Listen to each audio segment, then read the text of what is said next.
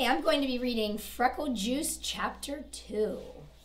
That night, Andrew had trouble sleeping. He kept thinking about Freckle Juice. Maybe the reason no one in his family had freckles because no one knew the secret recipe. If they never even heard of Freckle Juice, then how could they have any freckles? It figured. Andrew didn't like the idea of paying Sharon for anything, and 50 cents was a lot of money. It was 5 whole weeks of allowance. But he decided that if Sharon's recipe didn't work, he'd ask for his money back. It was easy. The next morning, Andrew turned the combination of his safe bank to just the right numbers, 4 on top and 0 on the bottom. He took out 5 dimes. He wrapped them in a tissue and stuffed the whole thing in his pocket. He didn't have time to wash his ears or neck or anything. He wanted to see Sharon before the last bell rang. "Bye, Mom," Andrew called. "Andrew Marcus, wait a minute." His mother hurried over to him. She almost tripped on her long bathrobe.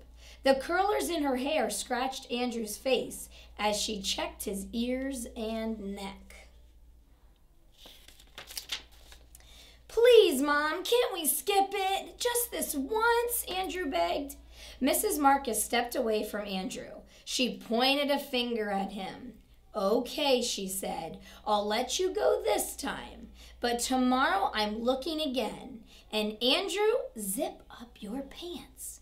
Andrew looked down. Zippers were a pain. "This afternoon, when you come home, I'll be next door. Mrs. Burrows invited me over to play cards. You come get the key from me, okay?" "Sure, Mom, okay." Andrew raced to school. He could hardly wait to see the secret recipe. First, he'd look at it, and if it didn't seem any good, he just wouldn't pay.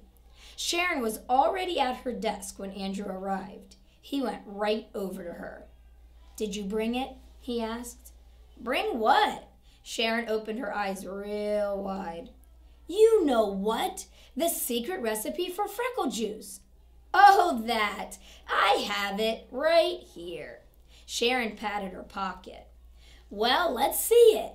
Do you have the 50 cents? Sharon asked. "Sure, right here." Andrew patted his pocket.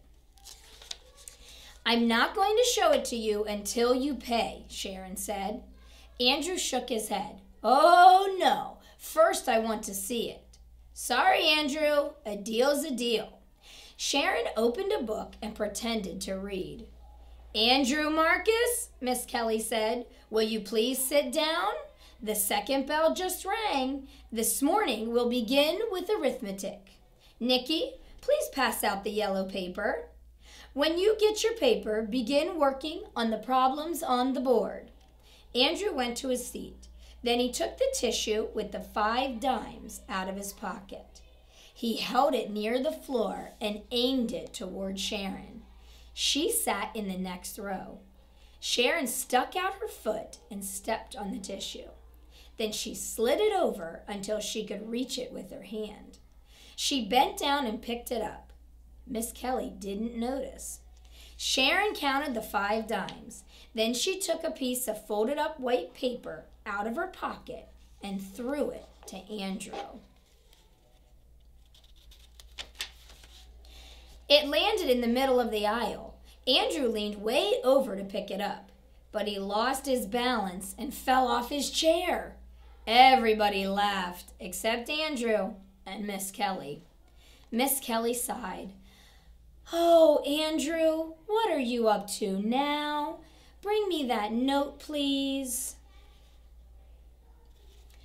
Andrew picked up the secret recipe. He didn't even have a chance to see it. It wasn't fair. It cost him 50 cents for nothing. He handed it to Miss Kelly. She read it. Then she looked up at him. "Andrew, you may have this back at 3 o'clock. She put it in her desk. "I don't want this to happen again. Do you understand?" "Yes, Miss Kelly," Andrew mumbled. "Good. Now let's get that arithmetic done." Miss Kelly wasn't bad, Andrew decided. She could have ripped up the recipe, or sent him to the principal's office, or even made him stand outside in the hall by himself. Andrew could hardly wait for 3 o'clock to come. He didn't bother counting Nicky Lane's freckles. Soon he'd have his own. When the second bell finally rang and the class marched down the hall, Andrew went up to Miss Kelly. She held the piece of white paper and waved it at him. "Here's your note, Andrew. I have the feeling it's important to you. But from now on, you must pay attention in class." Andrew took the recipe from Miss Kelly. "After tomorrow, I won't have any trouble paying attention," he promised. "Just you wait, Miss Kelly. I won't have any trouble at all."